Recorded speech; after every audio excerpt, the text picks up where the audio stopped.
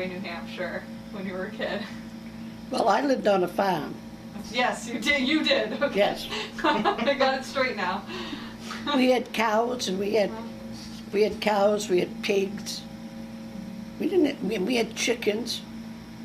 We didn't have any horses or anything, but we had cows that we milked. You know, that brought in milk, and my mother made butter, and we made our own butter, and we had a press. We used to make it, and we had a press that you put it in to make it look pretty. And she won several blue ribbons at the Grange Fair for her butter and the presses. And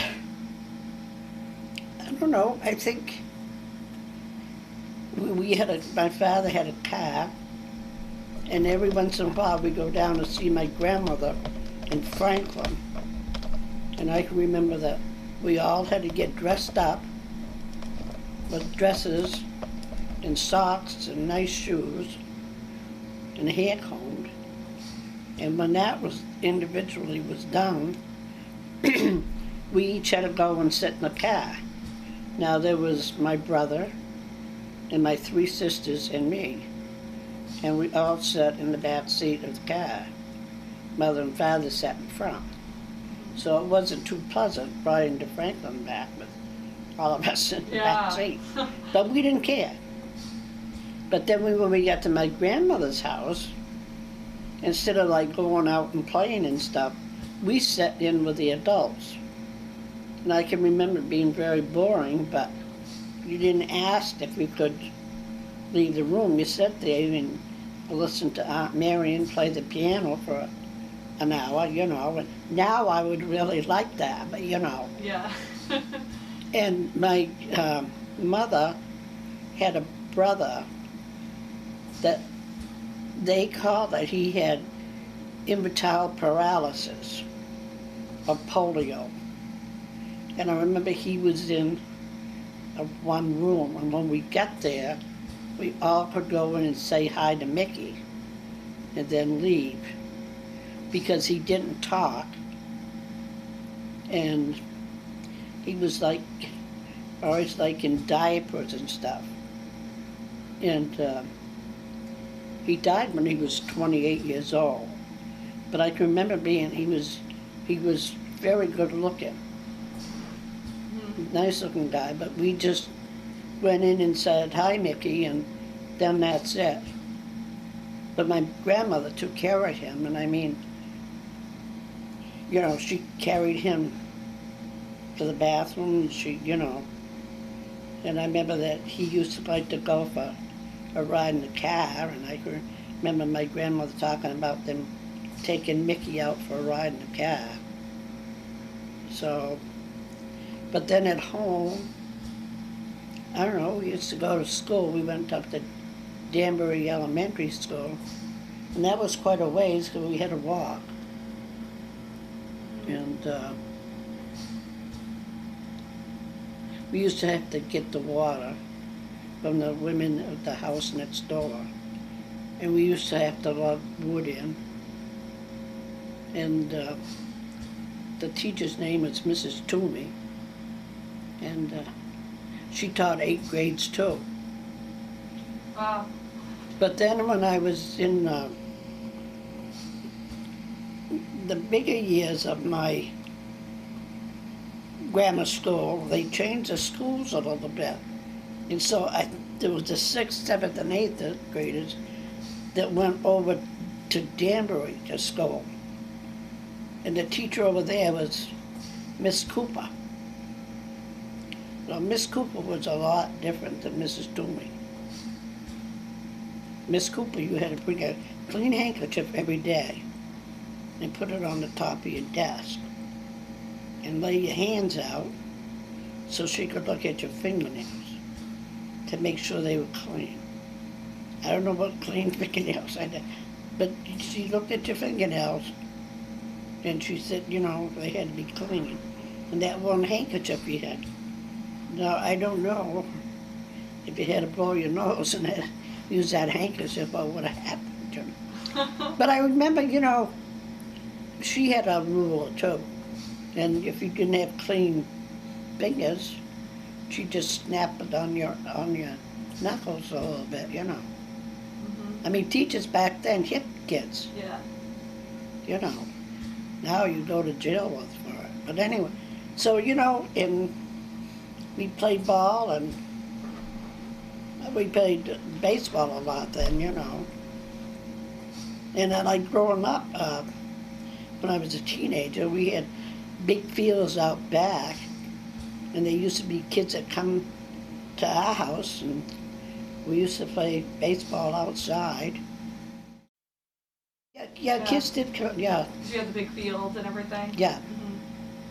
But, you know, we played, girls and boys were on, you know, same team and stuff, and So you played baseball? yeah, played baseball. Story about how he ever got to be with Fred Scott. What? Fred Scott. No, you don't know. I don't. Oh, yeah, they had the airplane? Yeah, I don't know much about it. but I don't know how he got acquainted with my mother and father. But he used to come every once in a while with a plane and landed out in the field. And I remember people from all around used to come down and wait for him to take off so they could see this airplane take off. Wow. Did you ever get any rides in it? No, never offered to take any rides. Huh. It was just a little plane. Yeah. Have a propeller on it? Yeah, I think so, yeah. Piper Cub like, probably, I imagine. Mm-hmm. Just a little small Piper Cub, I imagine. Well, I don't remember. yeah. But he used, you know, he used to come and see my father's father died when I think my father was like 6 years old. And his sister was like maybe 2 years old. And his father was a guard at New Hampshire in Concord State Prison. Oh. So he was a guard. So, but you know that then he died at an early age, and then my grandmother almost put my father up for adoption because one of her sisters wanted him, you know, or one of her aunts or something in Canada, because my grandmother was born in Canada. But they never did give him up for adoption, thank God. So, you know, my father ran the farm, and then after a while he went to work for the railroad because the farm wasn't making enough money. So he went to work for the Boston and Maine Railroad, and he was one of these guys that sat in these little hand cars and pumped it up and down to go. Oh, wow. Yeah, you know. Yeah. That's a classic image. Yeah, The you know. person, yeah. And I remember hearing stories about kids in Potter Place throwing apples at these things when they went down by. That was me and my sisters. We used to throw apples on a stick, so they'd go up and down the track. Yeah. We lived right by the track. We used to throw apples at them. They used to get off, once in a while they'd stop at the machine, get off and try to chase us. They couldn't catch us kids.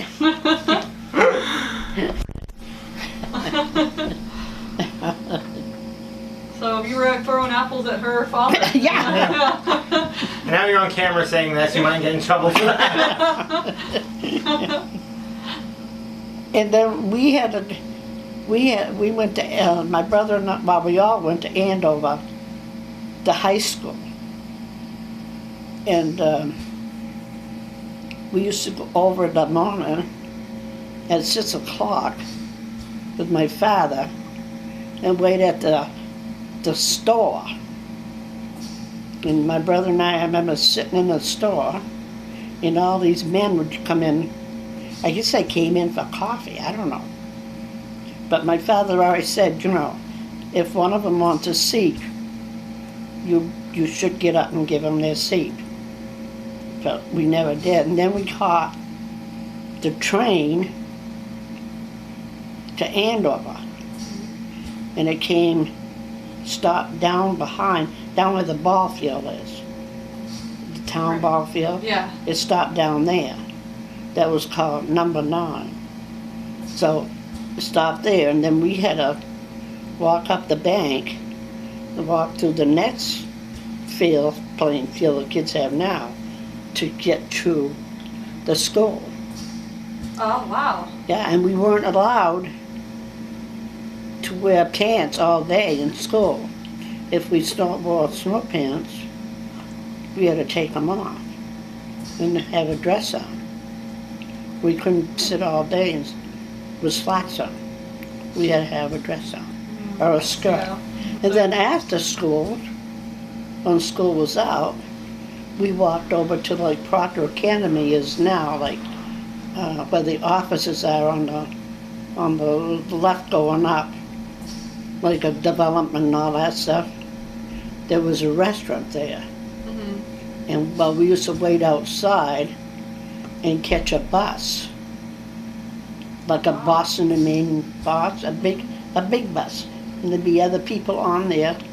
Besides us kids, we had like tickets we had to give the guy, and then he'd let us off in Danbury, and then we'd walk from the middle of Danbury home to the farm. How many Well, is that now? when I was about a senior in high school, a guy from Enfield, Colonel Siemens, got his license, and he'd pick us up in Danbury and then lead us off in Danbury, but he wouldn't take us to where we lived, you know.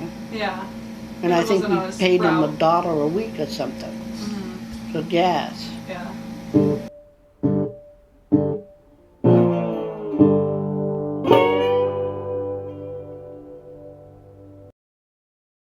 Well, we had this one bicycle, and I think it was my brother's who got it.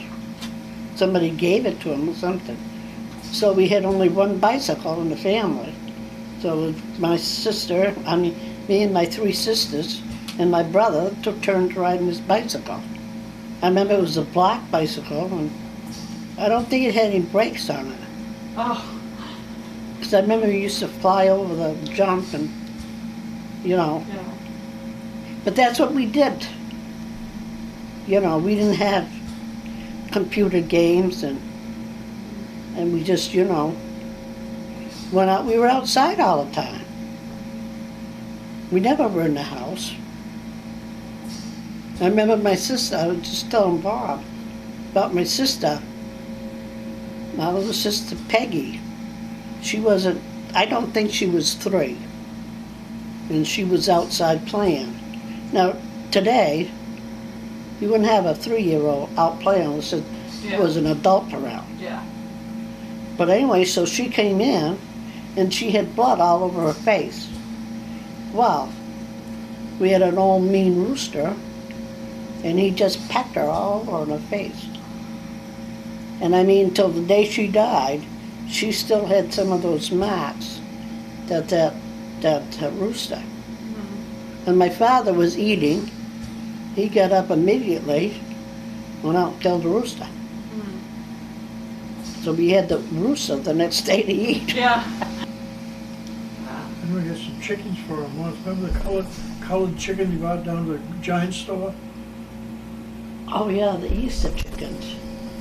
You know, they were Easter chickens. They some kind of dye they put in them to The make, little, to make the feathers yellow green Oh my goodness. and reddish, and they look Yeah, good the when they're little- little the tiny little- chickens. Yeah. Because the bigger they grew, the less color there was in them and so forth. Mm-hmm. That makes sense. But they sold them at Easter, Uh-huh. and they were real little chickens, and they were all yellow.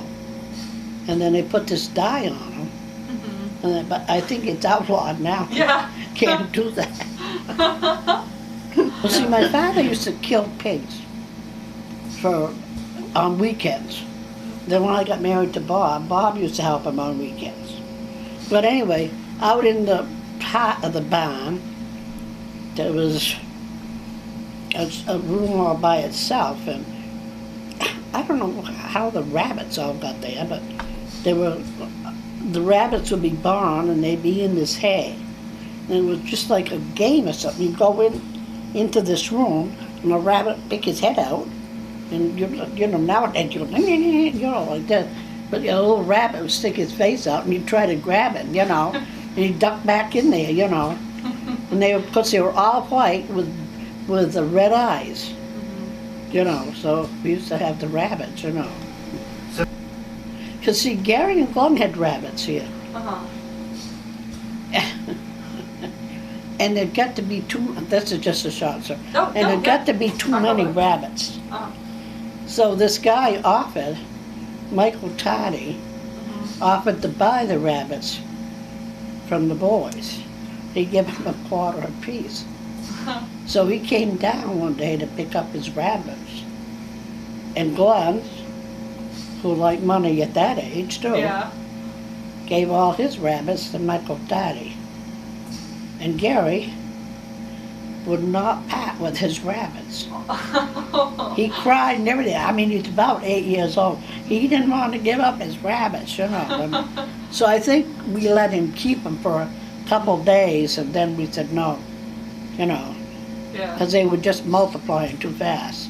I was You gonna know. say, before you get rid of it, the two rabbits, Glenn's and your father's, they're supposed to be brothers and sisters. Well, that don't make any difference. They had bunnies up, Right. kept right on going. They had all kinds of bunnies. How old were they? About. I think that, you know, 8 and 10, you know. Yeah. But I remember, you know, I can see Gary, he wasn't going to get rid of his rabbits.